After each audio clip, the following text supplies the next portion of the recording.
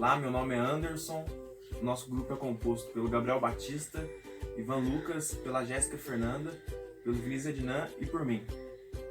E esse é o nosso vídeo sobre o concreto autoadensável para a disciplina Material de Construção Civil 1. Um concreto só será considerado autoadensável se 3 propriedades forem alcançadas simultaneamente: fluidez, habilidade passante e a coesão necessária para que a mistura escorra intacta entre as barras de aço e resistência à segregação. Fluidez é a propriedade que caracteriza a capacidade do concreto de fluir dentro da forma e preencher todos os espaços. Habilidade passante é a propriedade que caracteriza a capacidade de escoamento da mistura. E resistência à segregação é a propriedade que define a capacidade do CAA de se manter coeso ao fluir.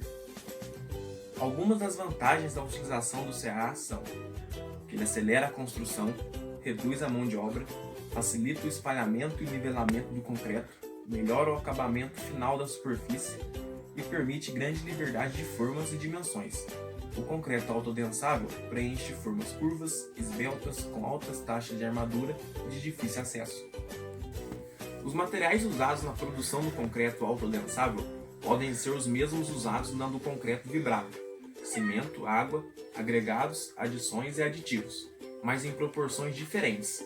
O CAA geralmente apresenta menor teor de agregados graúdos e maior teor de finos, agregados miúdos e aditivos superplastificantes. As principais características do CAA no estado fresco são capacidade de preencher o interior das formas e a capacidade de passagem entre os obstáculos sem sofrer nenhum tipo de bloqueio provocado pelo agregado graúdo.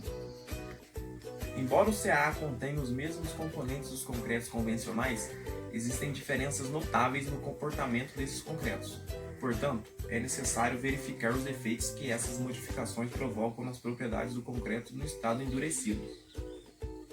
As principais razões para as possíveis diferenças entre as propriedades do CAA para as do concreto convencional são modificações da composição da mistura, uma maior quantidade de finos e menor granulometria dos agregados causam alterações na composição do esqueleto granular, modificações da microestrutura do concreto, uma maior quantidade de finos acarreta uma menor quantidade de vazios, e modificações no procedimento de moldagem. Vou falar sobre os materiais constituintes e efeitos causados por esses materiais no concreto autoadensável.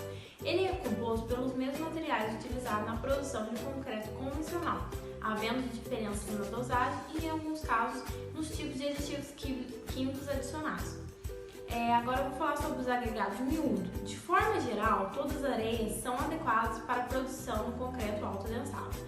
As areias naturais são as mais recomendadas, pois por possuírem formas mais arredondadas e textura mais lisa, e também aumentam a fluidez da mistura para a mesma quantidade de água. Quanto mais angulosas forem as partículas do agregado miúdo, maior será a resistência aos desalhamentos das argamassas, dificultando a deformidade do concreto. Deve-se ter um cuidado especial ao usar areias industriais, pois normalmente apresentam composição granulométrica com descontinuidade. A seleção do agregado miúdo está condicionada à demanda de água, fator essencial por essa influência sobre a coesão e fluidez do concreto. Areias muito grossas, com módulo de finura superior a 3, podem levar à segregação e devem ser evitados em cimento autoadensável. Os agregados graúdos. É recomendado que a dimensão máxima do agregado graúdo seja inferior a 19 mm, embora agregados angulares com superfícies ásperas apresentam melhor aderência com a pasta de cimento do que os lisos e arredondados, podem surgir efeitos opostos no aumento do consumo de água e redução da trabalhabilidade se a angulosidade for muito acentuada. Por isso, indica-se para concreto autoadensável que possui coeficiente de forma o mais próximo possível de 1.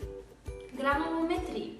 Quando a distribuição granulométrica dos agregados não é contínua, pode ocorrer alguns problemas no concreto, como maior consumo de cimento, levando ao aumento de custo, redução da fluidez, a existência de mais vazios entre os agregados com composição granulométrica contínua produzem misturas com menor consumo de materiais cimentícios e águas, reduzindo consequentemente problemas relacionados à durabilidade como retração, fissuração e eflorescências. Para que a má distribuição das partículas do solo seja minimizada, uma medida importante é utilizar maior quantidade de materiais cimentícios, os quais podem corrigir a granulometria.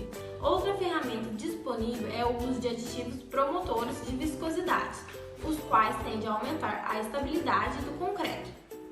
Tipos de cimentos. Para a confecção de concreto alto, água.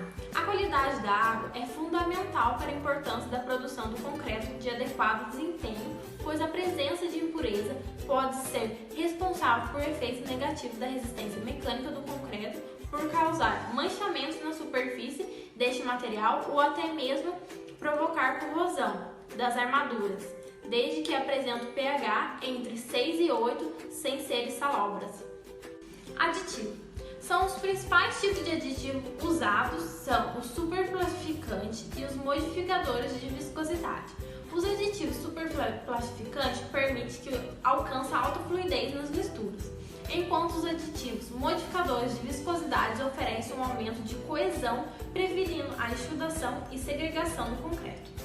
Os policarboxilatos são os aditivos mais aconselhados para a utilização no concreto autoadensável, por permitir a redução da água das misturas em até 40%, mantendo a mesma trabalhabilidade.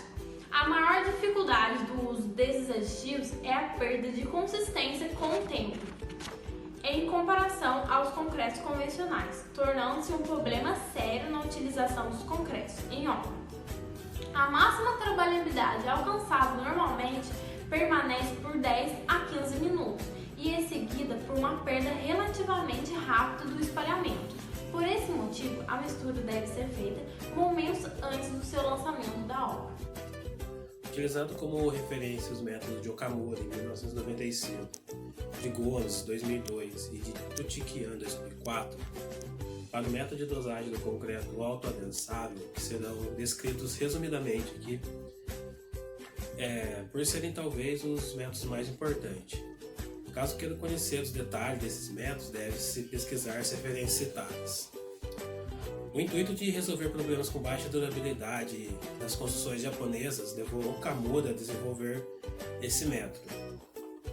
O concreto ele deve ser dosado, ele deve possuir limitada quantidade de agregados, baixa relação água-cimento e alta dosagem de aditivos superplastificantes. O método de Gomes é voltado para o concreto de alta resistência. Esse procedimento considera o concreto como bifásico, separando como uma fase a pasta e outra fase esqueleto granular, que pode ser obtida separadamente. Para ser considerado um concreto com alta resistência, ele deve alcançar 50 MPa aos 7 dias. Assim, ele deve ter relação água-aglomerante baixa, otimizadas as relações de aditivo superplastificante cimento e fino cimento, para que obtenha pasta com alta fluidez e boa coesão. Determinado um esqueleto granular com o mínimo de vazios possíveis, determinado uma pasta com características de alta adensabilidade do concreto fresco, assim como resistência à compressão.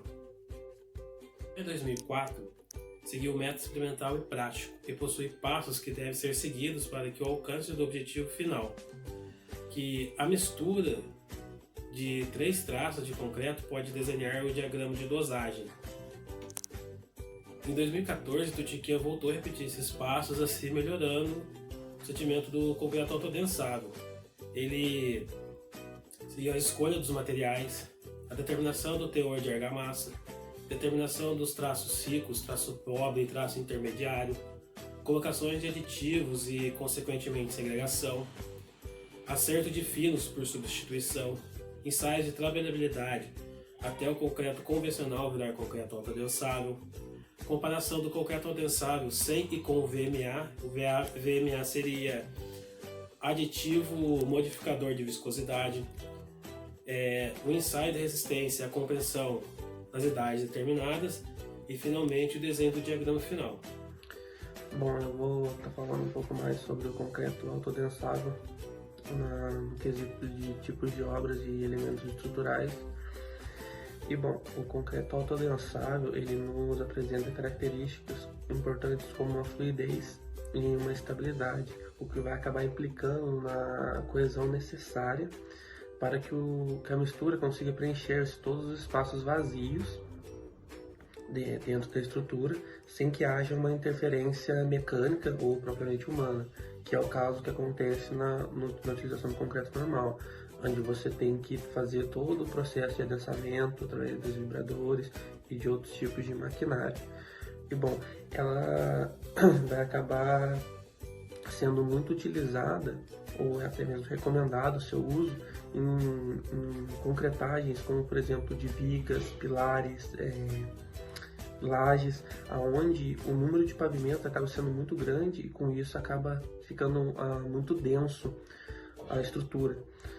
Outras situações seriam na estrutura pré-moldadas.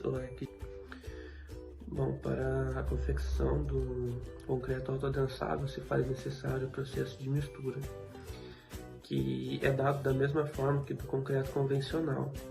A única diferença vai ser em alguns dos materiais utilizados e das quantidades que serão utilizadas dentro da mistura como um todo.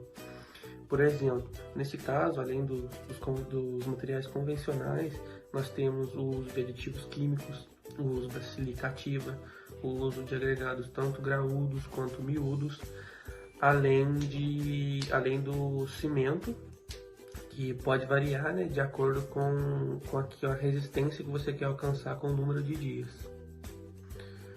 Bom, com relação ao adensamento, esta é uma parte muito importante também da concretagem, porque no caso dos concretos convencionais, essa parte de adensamento é necessária a utilização de maquinários, como por exemplo o vibrador, para que preencha todos os espaços vazios que ficam dentro da estrutura quando se coloca o concreto.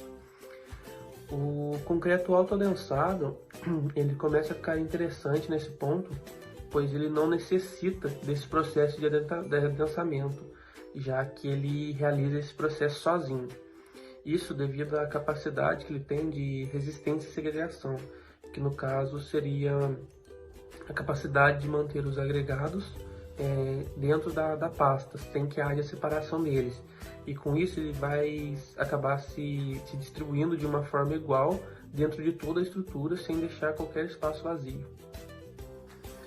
A cura, ela é um processo de hidratação, né, que é feita no concreto para fins da redução, né, do processo de evaporação da água. Por exemplo, caso não seja feito esse processo, surgirão problemas futuros, como por exemplo o surgimento de fissuras ou até trincas na área concretada. Com o concreto autoadensável não é diferente, pois faz necessário desse processo para que não haja o surgimento desses problemas. Ela é feita a cura em si, ela é feita da mesma forma para todos os tipos de concretagem. Por exemplo, nós temos a concretagem química, que consiste na colocação de um produto que você vai impermeabilizar a parte concretada. Nós temos a cura com areia, onde você coloca areia sobre a área concretada, ou a cura com água, na qual você consiste em molhar consecutivamente a laje ou a área concretada, e a cura com lençóis impermeáveis, onde você vai cobrir toda a área concretada com um lençol a fim de reduzir esse processo de evaporização da água. Com relação à quantidade de dias, isso varia muito de acordo com a relação que você usou, tipo assim, qual concreto você utilizou, ou a quantidade de aditivos químicos, ou a dosagem da mistura qual foi utilizada. Agora eu vou falar com vocês sobre o controle de qualidade do concreto adensável, que foi o tema escolhido pelo nosso grupo. Primeiramente, no estado fresco, vamos falar de ensaios de trabalhabilidade com concreto fresco. Com concretos mais densos, é realizado o slump test, que nada mais que consiste em um teste para ver a trabalhabilidade desse tal concreto. Porém, por o concreto autoadensável ser mais fluido, ele não ter a devida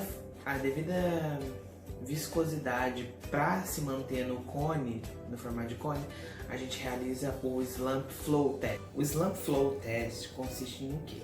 Você vai precisar de elementos definidos por uma norma, que no caso é a NBR 15823, que ela é regulamentada e você precisa seguir exatamente para você obter os resultados esperados, resultados próximos da realidade, que consiste em um tronco de cone de uma superfície inferior de 200 mm, uma superior de 100 mm, com uma altura de 300 mm. São valores tabelados por norma e têm que ser respeitados. Uma prancha de um quadrado de 1000 mm por 1000. E aí, o que você vai fazer? Você vai preencher todo esse tronco de cone com concreto autoadensável e você não vai precisar dar golpes, assim como no Slump Test. Por quê? Os golpes servem para adensar o concreto, mas o concreto é autoadensável, então a fluidez dele já vai fazer ele ficar certinho. E o que você vai fazer? Levantar esse cone. Num Slump Test convencional, esse cone ficaria e daria uma pequena diferença de nível. Você mediria isso e aí sim você teria o resultado do seu Slump Test.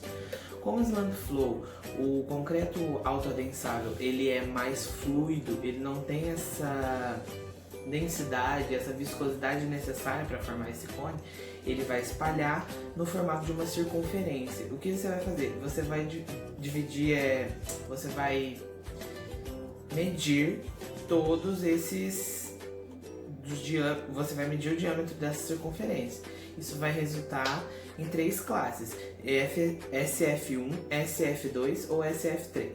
Segundo Schiffer, que é um pesquisador, com esses resultados dessas classes SF1, SF2 ou SF3, você vai verificar se a fluidez do concreto corresponde ao que foi especificado, que é tabelado, é tudo por norma. Agora eu vou falar um pouco para vocês sobre o ensaio de resistência à compressão, que é o que? Nada mais é do que o ensaio feito no cimento, no concreto, após o corpo ser endurecido. A trabalhabilidade, que é o que eu falei antes, que é o Slump Flow Test, é quando o concreto ainda está fresco. Agora, esse teste é no concreto já endurecido. Para fazer o ensaio de compressão dos corpos, a gente precisa seguir uma ordem. Eu vou passar aqui para vocês um fluxograma que resume todos esses passos, que consiste em primeiro você separar os materiais, e depois você fazer uma mistura, terceiro, você fazer a moldagem dos corpos de prova. Quarto, você fazer a cura desses corpos de prova, porque você precisa de um tempo de cura para que o concreto atinja a resistência necessária, a resistência que ele precisa ter. Se você fizer tudo certo, você vai ter esse tempo de cura de mais ou menos 28 dias, assim como a professora já nos disse. Você vai fazer a manipulação desse corpo de prova e aí sim você vai conseguir fazer o ensaio desse corpo. Os ensaios de resistência à compressão obedecem à norma NBR 5739 de 2007. Nelas estão inclusas orientações para a verificação dos resultados e avaliação estatísticas de desempenho do concreto.